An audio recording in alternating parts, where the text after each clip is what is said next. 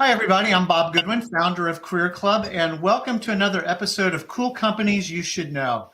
I love doing this particular LinkedIn Live and podcast because it meets a need that a lot of you guys have expressed, which is that there's cool companies out there, but amongst all the hundreds of thousands of companies, it's really hard to figure out who's who in the zoo. And so that's why we created this podcast. Today, I am extremely excited to have CircleUp on. We've got Erik Andresjko and Kathy Slowinski with CircleUp joining us today. So guys, welcome. Thanks for having us, Bob. Thanks. Yeah, thanks very much. Absolutely. So Erik, do you mind just telling us where you are and a little bit about your role? Yeah, I'm joining here from sunny Oakland, California. I live in the Bay Area and have for quite some time now, and I am the CTO of CircleUp. So I have responsibility for all of the technology development, all of the product development. Awesome, cool. And Kathy? Currently based in Salt Lake, but normally I'm a Chicagoan in the non-winter months. I'm Chief Revenue Officer for CircleUp, so I'm responsible for sales and marketing for both our Helio product and our credit products. Awesome. So, Erik, maybe we could start with you. Obviously, if you could just sort of do a little bit of the CircleUp story about essentially what you guys do. And Kathy's already mentioned Helio. And then, we'll take it from there in terms of the value proposition stuff. But just what's kind of the quick elevator pitch on CircleUp? Yeah, absolutely. So CircleUp is at its core a data technology company. CircleUp started with a founding mission of bringing more transparency and information to understanding of private companies, and has used that traditionally entirely internally in a way to bring data and information about private company performance, traditionally CPG companies, to its own asset management businesses. So CircleUp has run a marketplace for CPG companies, bringing investors and companies looking for investment together, as well as has run investment funds and a capital and lending business. And these businesses were built and predicated around using data to reduce some of the inherent and unconscious biases that are traditionally part of the private market investment space, where if you went to the right school or happen to have friends, the right kind of friends, it's traditionally been easier to find capital for very early stage companies. And we wanted to make companies that had great products and great traction more visible to the larger world through data. So to do that, we built a data platform. It's now going on more than 7 years in terms of the active development called Helio, that would discover interesting things that were available in consumer business space and make them available to our own internal investment teams. And what we found, especially recently, as we shared more about the types of data and information we have and how we inform people interested in the space, is that there's a lot of market interest. And we had a lot of people requesting if they could can I just see some data, maybe share a little bit of the platform with me. And we started to say yes to that. And we've now opened up this platform more broadly in an early stage offering that Kathy could say a little bit more about. And we're excited to share this technology more broadly with the world now. So this is interesting. So, before we started the tape, I was telling you that I was helping lead some of Numerator's financial services efforts earlier, and working with private equity companies. And a big use case is it's hard to find. There's so much competition. There's so much money chasing so few good deals. And so being able to identify those companies, and I don't want to skip past a very important point that you said, Erik, around the unconscious bias. And, that if you went to the right school and, all those kinds of things, access to capital and visibility is much easier than, if that isn't something that's part of your assets, if you will. But and Kathy, maybe you can start to build on this a little bit. because it sounds like this is probably part of the value proposition you're taking to the marketplace. But can you describe a little bit more about either some of the data sources or kinds of data sources you guys are using? Maybe some of the I don't know if it's AI or kind of algorithms that you guys are applying to the data that is resonating with the marketplace. I'll let Erik speak to the algorithms, but in terms of the data, we classify our data into like 3 buckets, right? So bucket number 1 is anything we can get from the public space, right? Anything we can scrape off the internet, any other public available sources we can get. Then we have several partnerships in place. So we're getting data from different providers who already have data in the marketplace. And then third, and sort of our secret sauce that leads to some of the wonderful things we can do algorithmically, is we have a training data set. So from years of being in the marketplace, we've collected financial data from companies that we've worked with and use that as a training data set to then build our algorithms. And I'll hand it over to that algorithm expert to describe those a little bit more. Yeah, Erik. Yeah, the way I think about the algorithms is kind of in two layers. So the very first layer, we're collecting data from more than 200 different data sources, and these data sources are ultimately referencing the same universe of consumers, products, companies, but they don't always use identical language, and they're certainly not universal identifiers that allows for somebody to easily integrate these data sets together. So the first kind of core and key technology investment is in understanding the universe of entities these data sets are referencing and integrating all this data together into a unified view. And we like to provide our internal and external customers of the Helio platform the most holistic view of a company or a brand or a product that we can across all these different data sources. So that's the first key algorithmic investment, and that is actually something that we have invested a lot of effort in. It's a lot harder than perhaps it would seem, and I'm sure people in your audience who are data analysts and doing this day to day wish that someone else could maybe just make this easier. And so that's part of the key algorithms that we provide. And then on top of that, we can provide more kind of call it raw measurement data to our customers who maybe have their own analysts that are doing their own analysis and building their own models, as well as we build models on top of this integrated data set ourselves. And we use this these models directly. So for example, we have models that predict which brands are likely to be breakout successes based off of very early traction. As an example, we use that in our own internal sourcing efforts to find companies that we think maybe would be interesting to reach out to as potential investments or partners, as well as a variety of other types of algorithms like that, models that are based on this integrated data set. So if you're thinking about and this might be overly simplistic, but a PE life cycle of screening deals, due diligence, portfolio company management, and ultimately an exit of some type. Do you guys play at all of those different places, or would you tend to be found in one or two of them? I would say we play in all of those places. Where I think we dominate is the early stage of sourcing and finding these companies. Yep. So one unique thing about our data, and Erik didn't mention it, is we actually have coverage on over 2.4 million consumer brands, right? If you think to some of our traditional, like you worked at Numerator, what do you think Numerator covers roughly? I'd say maybe 100,000 brands in their data set.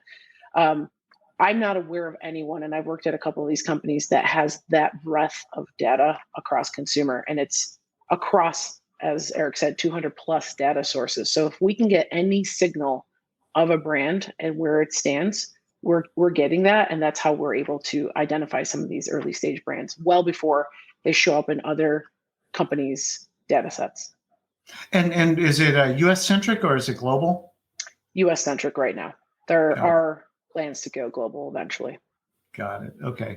And then I was kind of framing this out, and Erik, I mean, I love how you sort of set up the initial thing was you guys had a problem that you needed to solve for yourselves. And then as you started kind of sharing it, however that organically happened, people are like, well, I want one of those. Sounds cool.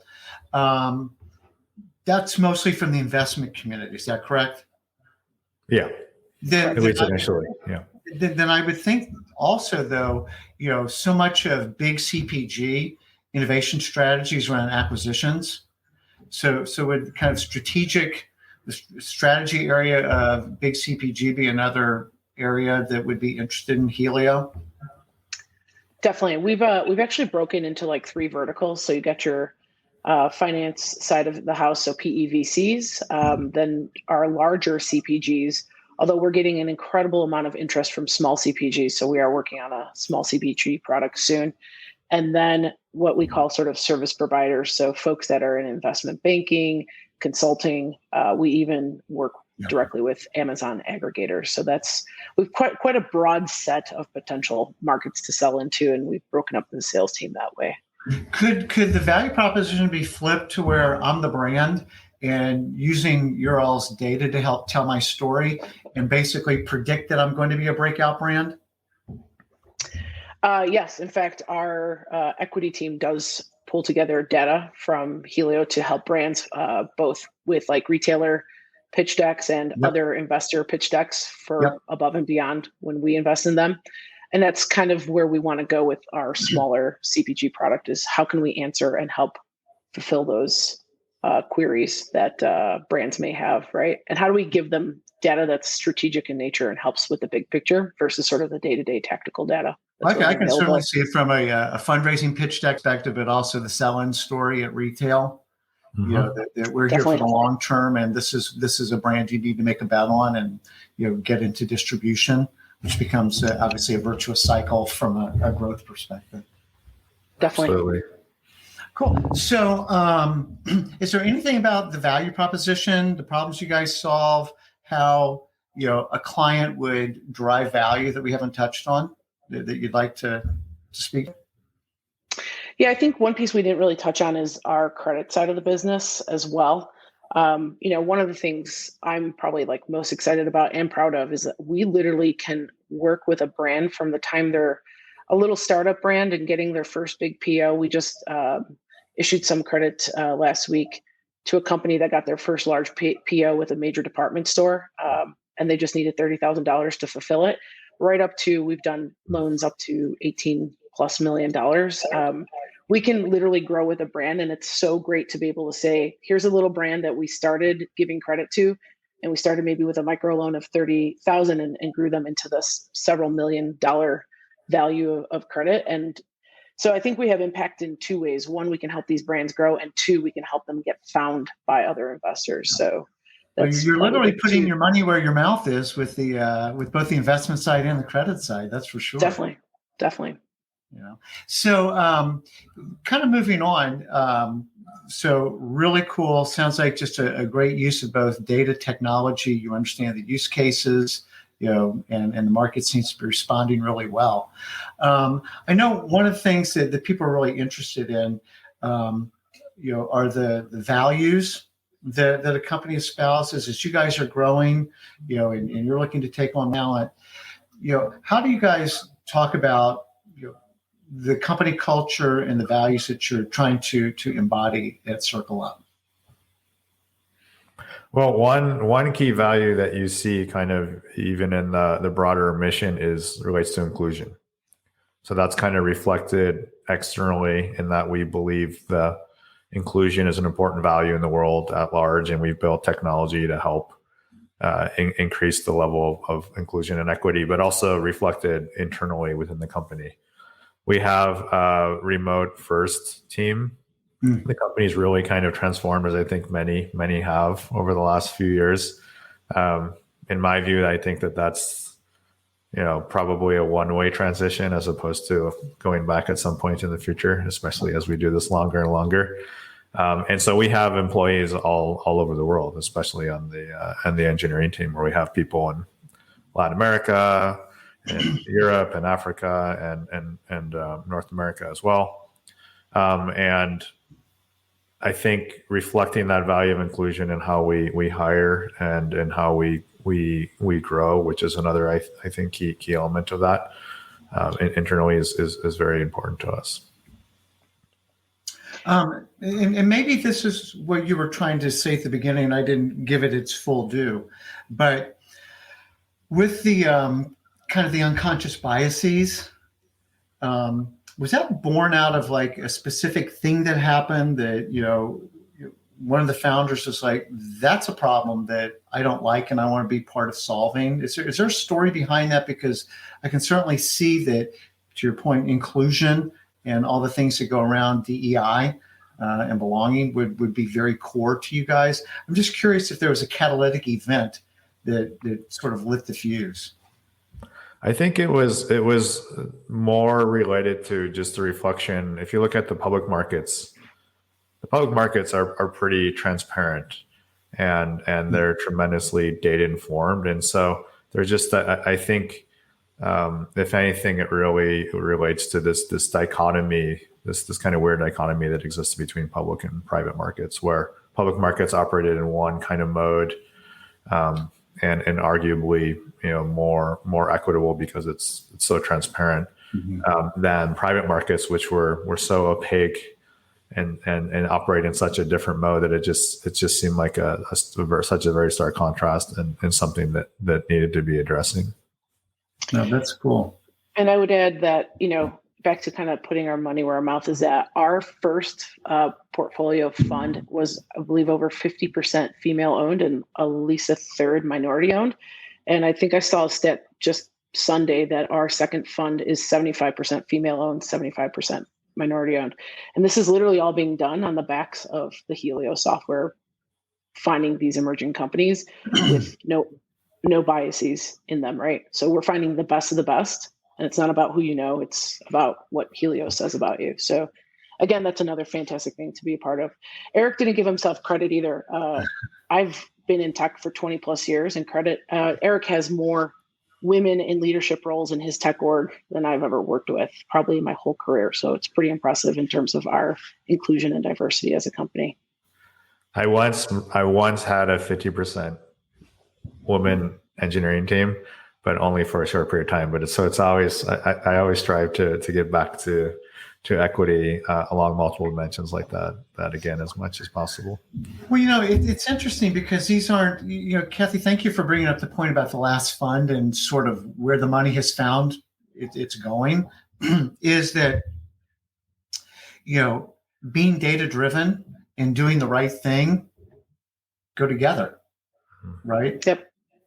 And maybe that's, maybe I'm catching up finally, but that's sort of the point of, dialing out the biases. What's what the data tell us? And lo and behold, we find that, there's an over-indexed opportunity to invest in women-owned or minority-owned businesses, right? Versus what, again, whatever biases I might have brought into assessing where good opportunities might be. So that is really, really cool. Kathy, how long have you been at CircleUp now? Feels like 3 years, but it's been maybe 9 months. Yeah, it's a startup growth company. So no, I know it is. My point is really curious what you found. You've worked at big companies, not as big companies. How are you describing the culture at CircleUp to your friends? Yeah, one of the things I love the most about CircleUp is if you conjure up an idea, you can make it happen, right? Like you can come up, literally just got off a call before here. We had 5 ideas and the goal was to have them happen same day. So it's a very fast moving environment, very little politics or red tape compared to some of the larger companies I've worked at.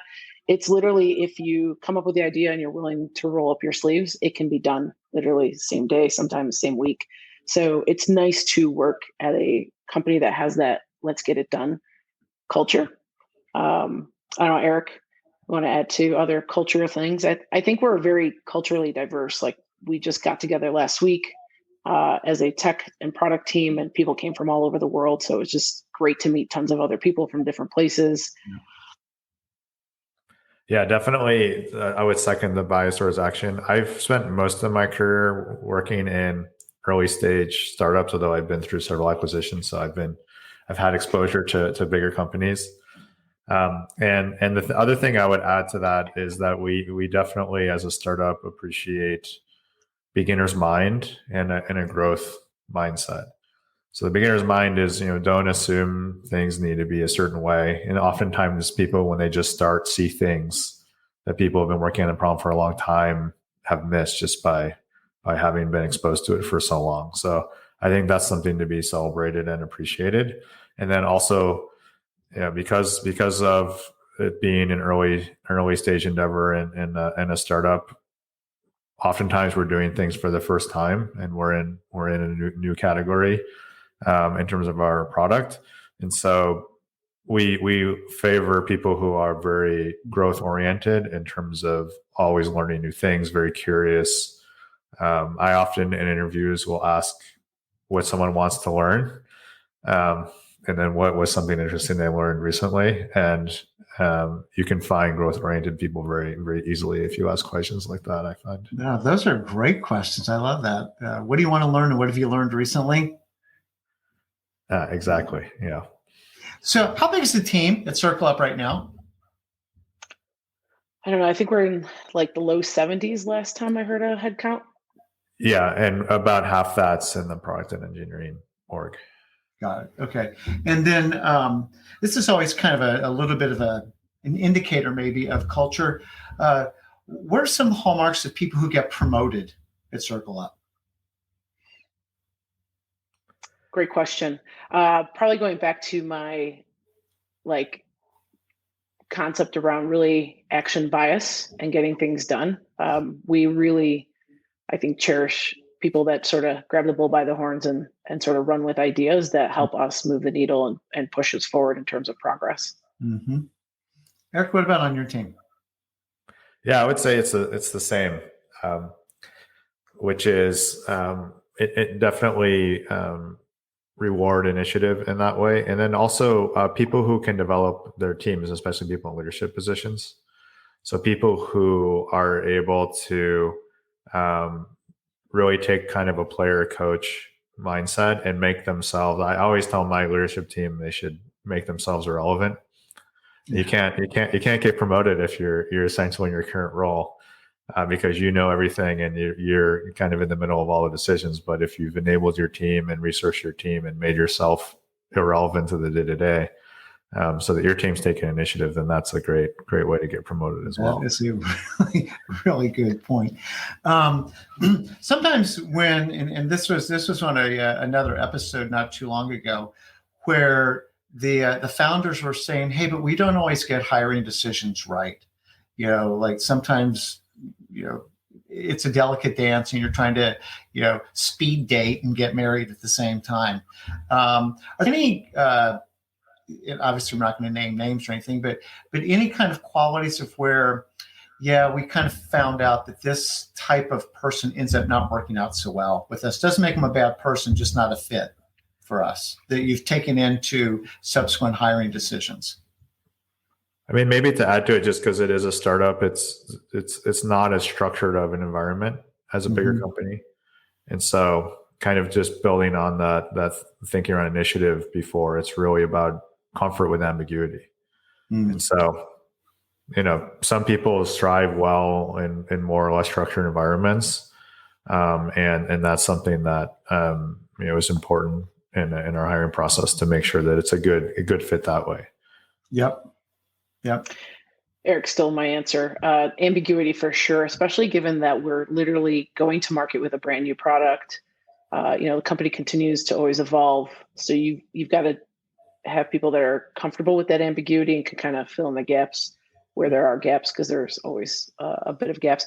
I think for me, the other big thing is finding people, kind of what Erik said, finding people that are willing to learn versus doing things the way they've always done them, right? I think having that ability to have intellectual curiosity, right? And they're willing to sort of push the envelope or do something outside their comfort zone. I think that's a person that will do really well at a company like ours.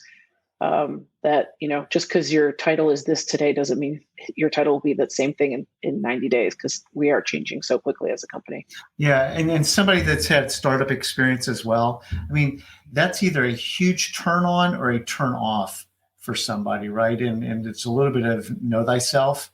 But if you like the ambiguity, and we'll sort of figure it out as we go, and we don't have all the answers, but that's what we're going to go build together, then it's a ton of fun. And for other people, that just feels too loose, and like I can't get comfortable in all of that. So, I really appreciate where you guys are at, and that those are the qualities, because that is what you need to kind of build the team. So maybe that's the natural transition to the last bit, which is you guys are hiring. You guys are looking for talent. Clearly our audience, is always trying to identify, where's a great company that might be a good fit for me and the things that I'm looking to do at this stage in my career. Could you talk, maybe functionally, or however it is that you guys want to dimensionalize some of the roles that you might be interested in filling now or in the not too distant future? Yeah, I'll jump in. I definitely have a few roles in the sales area across both Helio and our credit business. So our sales functions are growing pretty quickly here, and we'll be rounding those out. I need a head of sales for our credit business. I'm currently doing that. Marketing is growing as well. The area that we're looking for right now is a person that's an expert direct marketer. So kind of old school, traditional mail marketing, email marketing, SMS marketing, really understanding how to use data to segment and highly target your audience. We're taking a page out of that space. So looking for someone in that area. I'll hand it over to Erik. Yeah, and then on the product and engineering side, looking for UX designers, data analysts, data scientists, and then also, of course, I guess it kind of goes without saying, at least in my experience, engineers of all kinds. So web engineering, machine learning engineering, data engineering, general software engineers. So any kind of engineers. Cool. I might have an idea or two for you on that one after our call. Kathy, just going back to the head of sales for credit, do you have a sense for what that profile might look like yet? Yeah, absolutely. It's probably someone that comes from a lending background, B2B, could be B2C as well, because there's a lot of applicable interchange there. Ideally, 5+ years of experience in that space. Would love someone that has background working with brokers. And obviously, probably the most important thing, someone that can deal with the ambiguity, is a good team leader, can build a team out from within the org, and works hand in hand with the marketing team and all the other teams across the board. Because it is, we try to stay not siloed and try to work collaboratively across all the other departments. It's because we're such a small team. Yep. Can you just briefly describe, Erik, you kind of mentioned it's not super structured necessarily, but can you briefly describe just what the interviewing, kind of the hiring process looks like at CircleUp? Yeah, it's a little bit different by department, but generally it looks like an initial phone screen with usually the hiring manager or someone senior. I do a lot of initial phone screens, for example, and that's really just to make sure that there's high level kind of interest and to understand kind of what we do day to day. So some of the things that we talked about on the value side is covered there, and then it's followed up by some deeper dives into whatever areas make sense, typically with other senior members of the team.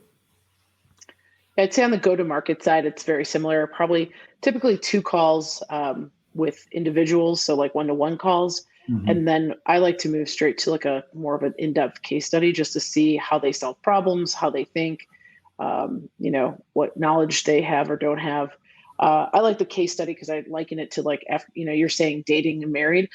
Case study to me, dating is like those first 2 1-to-1 meetings, but I would say longer term dating is like the case study. That's 3 months in, when you realize they don't do their laundry often enough, or leave dishes in the sink, or live like a bachelor and never have any food in their fridge. Like that's when you find those problems when you're dating someone. So, or things that you love, right? You're like, God, this is the most compassionate person. I want to spend the rest of my life with them. Let's hire them. So, So I think I love the case studies because it really lets you get a little deeper into the interview process and really get a feel for the candidate.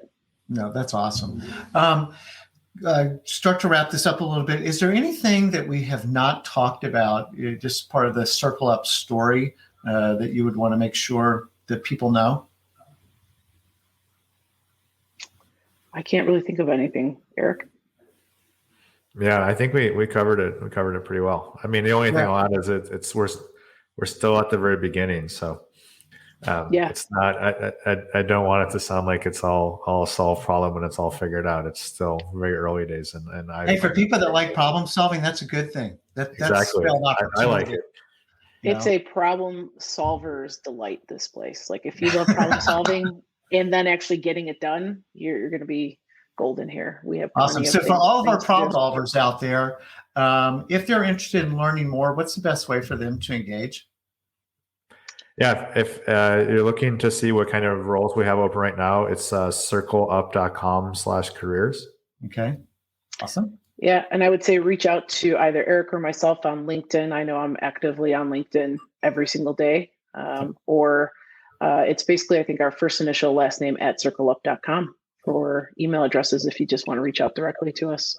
Awesome. Cool. So this has been wonderful, like mission accomplished for me, because you guys, Erik, back to your original point, found a problem in the marketplace, not just from a technology or data perspective, but more broadly a social issue that's worth addressing around bias, and then using data and technology to help solve that problem. And then, Kathy, as you were just describing the fund again, like I just love that story of, you're actually finding women and minority-owned businesses that the data says this is where we should be placing our bets, which I think is really cool. And then, love the culture, problem solver, agile learner, good with ambiguity. If you like building stuff, this is a great place to go build. And then, Erik, I've got an idea for you coming out of this call, I think, on the engineering side. Kathy, I know I've got an idea for you on the credit side. Awesome. I just want to thank you guys so much for the time. This has been great, and wish you guys the best, and thank you. Thank you, Bob. Not only thank you for having us, but thank you for creating the whole Career Club and Cool Companies concept. It's something that I think was lacking. So hopefully people are getting a lot of value out of it.